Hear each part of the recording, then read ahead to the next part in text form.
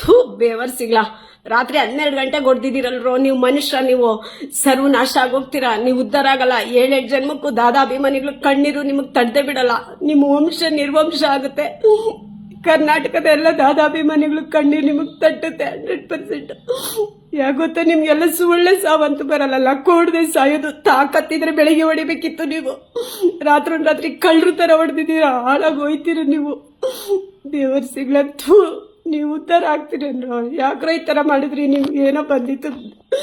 ಇದಕ್ಕೆ ಯಾರ್ಯಾರು ಕಾರಣ ಆಗಿದಾರೋ ಅವ್ರು ಯಾರಾದರೂ ಆಗಲಿ, ಯಾರ್ಯಾರು ಕಾರಣ ಆಗಿದಾರೋ ಅವರಂತೂ ನಿಜವಾಗಿಲ್ಲ. ಹೊಡೆದು ಬರ್ಬರ್ ಕಾಯಿಲೆ ಬಂದೆ ಸಾಯೋದು. ದುಡ್ಡು ಅಂತ ಒಬ್ಬ ಮೇರು ನಟನ್ಗೆ ಆತ್ಮನೇ ಇಲ್ದಂಗೆ ಮಾಡಿದ್ರಲ್ಲ.